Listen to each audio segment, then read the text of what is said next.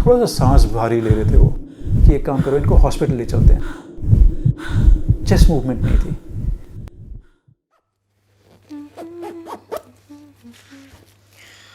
तो मुझे याद है बचपन में मुझे पहाड़ों पर जाने से बहुत घबराहट होती थी, क्योंकि मुझे पता था कि मुझे रास्ते में कहीं ना कहीं उल्टी आएगी और हो सकता है बहुत ऊपर पहुंच के मुझे और भी तकलीफ़ें शुरू हो जाएं। थैंक गॉड वैसी ज़्यादा तकलीफ़ें तो कभी नहीं हुई, बट कई बार कुछ लोगों को, बहुत लोगों को इनफैक्ट, ऊंचे ऊंचे पहाड़ पे पहुंचने पर हार्ट रेट उनका कम हो जाता है या बढ़ जाता है, चक्कर आने लगते हैं, कन्फ्यूजन होने लगती है, उल्टियाँ आती हैं। ये सारी चीज़ों के पीछे ना एक रीज़न है।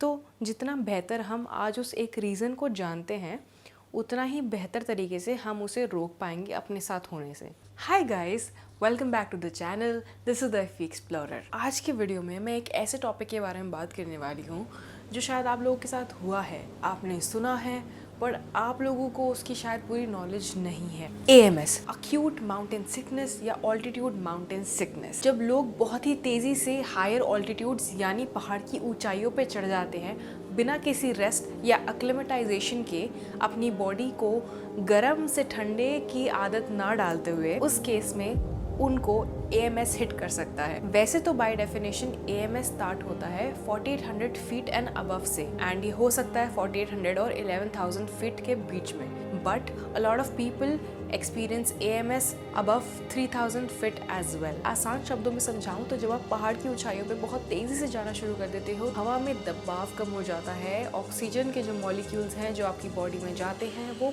कम जाते हैं। अब मेरी कोई वीडियो कहानी के बिना तो बनती नहीं है, तो आज की कहानी हमारे वीडियो के कोलैबोरेटर और एक्सपर्ट सुनाएंगे। मेरा नाम डॉक्टर रजत चौहान है। मैं स्पोर्ट्स मेडिसिन डॉक्टर हूँ। ला अल्ट्रा द हाई जो 2010 से हम ऑर्गेनाइज कर रहे हैं, उसका मैं रेस डायरेक्टर हूँ। 2010 में हम लोगों ने एक रेस ऑर्गेनाइज की थी लद्दाख में, और जब रेस चल रही थी उनमें से एक पार्टिसिपेंट के साथ मैं हॉस्पिटल पहुंचा। दो लोग आए, एक थोड़े से मोटे थे, एक थोड़े से पतले थे, थोड़ा सा सांस भारी ले रहे थे। वो लेटे 4-5 मिनट हुए थे, उनकी वो सांस बंद हो गई, चेस्ट मूवमेंट नहीं थी। अब ये हुआ क्या था, कहानी क्या थी, जो आए थे उनके साथ हुआ क्या था। वो दिल्ली से आए थे। उसी सुबह उन्होंने जैसे लैंड किया, टैक्सी ऑर्गेनाइज की खारदुंगला जाने के लिए। लो ऑल्टीट्यूड से सीधा वो हाई ऑल्टीट्यूड पे पहुंच गए, और जब वापस आ रहे थे तो उनको थोड़ा सा चक्कर सा, थोड़ा सर भारी, थोड़ी नींद सी आ रही थी। इनकी कहानी सुनने के बाद आप पहाड़ों को शायद डर से इक्वेट करने लग जाओ, बट अगर हमें AMS की पूरी नॉलेज हो और अच्छे से नॉलेज हो तो इसको बहुत प्रिवेंट भी किया जा सकता है।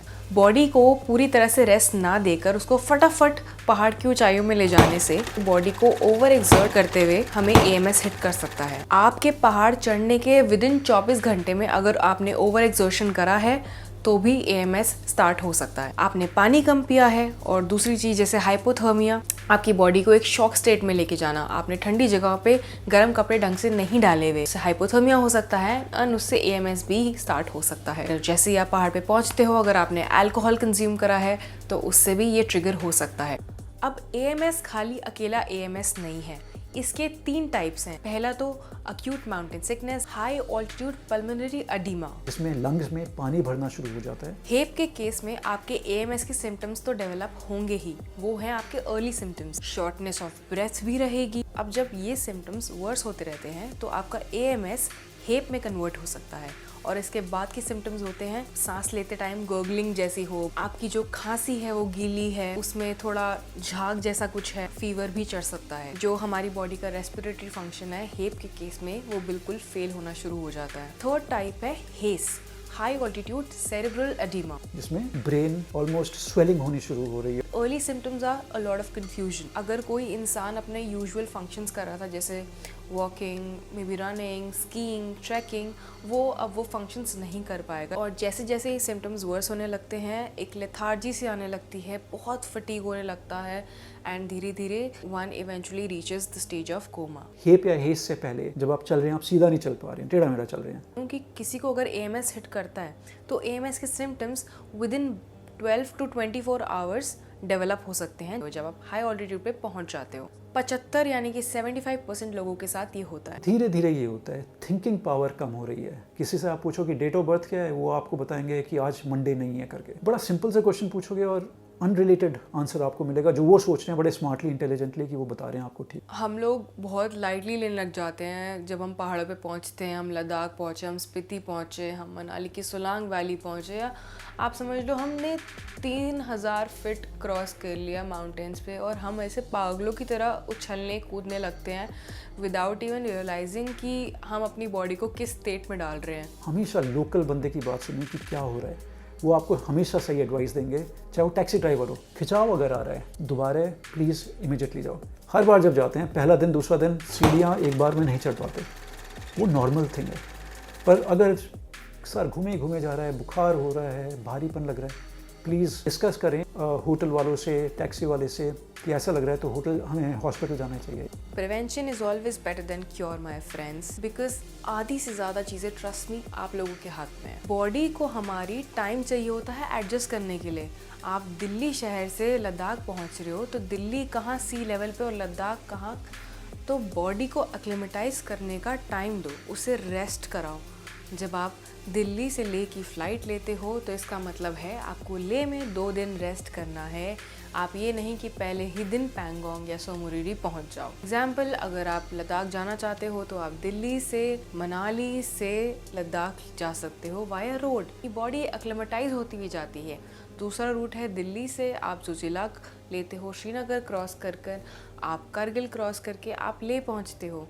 That is another way to acclimatise your body. आप अगर आप कोलकाता से सिक्किम जा रहे हो तो कोलकाता से आप नाथुला पास जा रहे हो सिक्किम के बाय रोड, तो अपनी बॉडी को एक्लेमेटाइज कराते हुए जाओ। बट इसका मतलब ये भी नहीं कि आप 12 घंटे में या 24 घंटे में कोलकाता से नाथुला पास पहुंच गए। अगर आप इंटरनेशनली ट्रैवल कर रहे हो, सपोज आप अपनी कंट्री से किसी ऐसी कंट्री में जा रहे हो जो बहुत हाई ऑल्टीट्यूड पर है, तो आप बीच में ले ओवर ले सकते हो 1-2 दिन का। 2 सबसे बड़े ट्रिगर है ना, वो है ठीक से एक्लेमेटाइज नहीं करना और ओवर एक्सर्शन। अपना पानी का इंटेक बढ़ा दो, टेक प्लेंटी ऑफ फ्लूइड। आप लोकल फूड खाओ जो हाई इन कार्बोहाइड्रेट्स हो, पर एग्जर्ट ना करें। अगर आप कुछ खा रहे हैं तो जब आपने खाया है, ब्लड आपका सारा रश कर रहा है गट में, आपके इंटेस्टाइन्स में, तो मसल से डिस्ट्रीब्यूट हो रहा है वो, तो फिर सडनली आप कोलैप्स हो सकते हो। अगर आप खा के एकदम दौड़ रहे हो, मैगी पॉइंट बना हुआ है खारदुंगला पे, ऊपर मैगी पॉइंट है, सबका बड़ा शौक है वहाँ जाके मैगी खाएंगे और कहीं नहीं, बस खारदुंगला पे मैगी खाना है। सेम चीज़ होती है, आपने वहाँ मैगी खाया तो ऑलरेडी आपका ब्लड जो है ऑक्सीजन वाइज थोड़ा सा कॉम्प्रोमाइज़ है। जब आप मैगी खाएंगे दोबारा वही गट वाली बात होगी। ब्लड आप डिसाइड कर रहा है बॉडी की आपको ज़िंदा रहना है या खाना खाना है, तो कहता है अच्छा चलो भाई खाना खा लेते हैं अभी के लिए।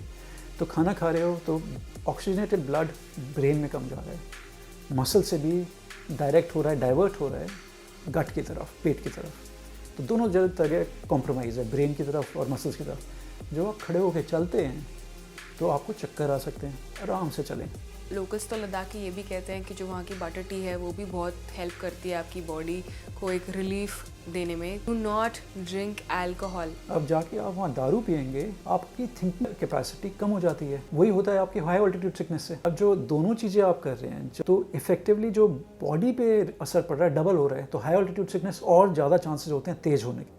ऑलरेडी लंग्स की बात, सिगरेट स्मोकिंग 0 रखें। मैंने बहुत जगह इंटरनेट पे ये भी पढ़ा है एएमएस के बारे में कि भाई कैम्फर का एक बना लो हैंकरचीफ में छोटी सी पोटली और उसे सूंघते रहो तो वो एएमएस में काफ़ी हेल्पफुल होगा। But this is actually a myth. Not use sleeping pills, because ये सारी मेडिसिन ना आपकी ब्रीदिंग सप्रेस कर सकती हैं, और अगर आपके symptoms are continuing, they are not reducing, please वापस नीचे उतर आओ उस पहाड़ से। The book says you have to increase your sleeping altitude by not more than 300 metres और 1000 फीट पर 24 आवर्स। अगर आप दिन में कोई पहाड़ चढ़ते हो तो वापस आप शाम के टाइम वो पहाड़ नीचे उतरो और नीचे सो। यही तरीका ट्रैकर्स अपनाते हैं। तो सबसे अच्छा ट्रीटमेंट होता है नीचे आओ। सबसे पहले होता है कि डिसेंड करो, जितना जल्दी आप डिसेंड करोगे उतनी जल्दी वो नॉर्मलाइज होना शुरू होता है। एक बार हमारी रेस हो रही थी 15-16 हज़ार में, हमने किसी को डायग्नोस किया था कि हाई ऑल्टीट्यूड सिकनेस ज़्यादा है। वो ले तक पहुंचा और ले में उसने एक्सरे वगैरह और चीज़ें कराई, टेस्ट वगैरह, और उसका नॉर्मल आया। 2 घंटे हो गए थे तब तक, अब 2 घंटे में क्लियर हो सकता है। Diamox which is a very common word. आप बहुत ही ज़्यादा हाई ऑल्टीट्यूड ट्रैक्स पे जा रहे हो तो ऑफकोर्स जो आपके साथ एक्सपर्ट है, जिसके पास फर्स्ट एड किट रहता है, उनको नॉलेज होती है कि डायमॉक्स की डोजेस कैसे लेनी है। इसके प्रिवेंटिव कोर्स भी होता है और डायमॉक्स का क्यूरेटिव कोर्स भी होता है। दूसरी दवाई है डेक्सामेथासोन। अब ये एक स्टेरॉयड है, इंजेक्शन की फॉर्म में आता है। ये हेस को ट्रीट करने के लिए होता है।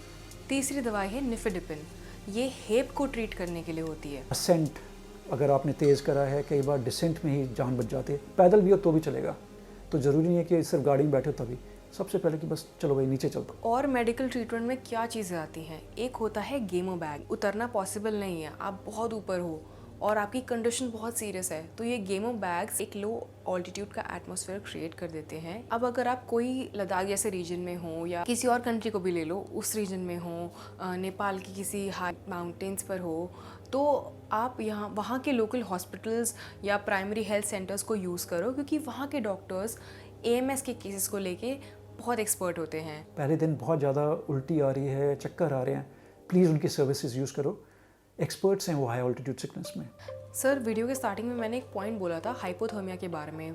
सो how hypothermia and AMS are related if they are at all? Hypothermia होता है कि बॉडी को बहुत ज़्यादा ठंड लगती है, आपकी जो वर्किंग कैपेसिटी होती है बॉडी की सडनली शट डाउन होना शुरू हो जाती है, क्योंकि बॉडी का रिएक्शन होता है कि गर्म रहे अंदर से। हम लोगों को बड़ा शौक होता है लद्दाख जाने का, ठीक से कपड़े नहीं लेके जाते। हम लोग लेके जाते हैं जैसे गोवा जा रहे हैं, जैसे बैंकॉक जा रहे हैं। चाहे आप जुलाई में जा रहे हो, जून में जा रहे हो, वहाँ मौसम बहुत जल्दी चेंज हो, तो फुल स्लीव्स टी शर्ट होनी चाहिए, लेयर्स की तैयारी करनी चाहिए। थोड़ी सी गर्मी लगी एक उतार दिया, थोड़ी सी ठंड लगी एक पहन लिया और एक और पहन लिया, इस तरह। क्योंकि हाइपोथर्मिया में गैंग्रीन हो सकता है, जो आपकी उंगलियाँ हो सकती हैं वो नीली पड़ सकती हैं, नीली के बाद डेड हो सकती हैं और फिर काटने की नौबत आ सकती है। ग्लव्स हमेशा ले जाएं, 2 लेयर्स ले जाएं, 2 पेयर्स। एकदम स्किन पे क्रीम लगाएं, बहुत इंपॉर्टेंट लेयर होता है हाइपोथर्मिया से बचने के लिए। अब जब आप हाइपोथर्मिया को हाई ऑल्टीट्यूड से कंबाइन करते हैं, रेसिपी फॉर डिजास्टर है बेसिकली। ज़रूरी नहीं है कि हाइपोथर्मिया के साथ हाई ऑल्टीट्यूड सिकनेस हो, क्योंकि हाइपोथर्मिया आपको दिल्ली में भी हो सकता है। हमें एक AMS का ओवरव्यू आप दे दीजिए, जिसका रीज़न क्या होता है एंड ऑफ कोर्स उसका क्योर क्या है। होता क्या है, जैसे आप 0 से गए 11,000 फुट।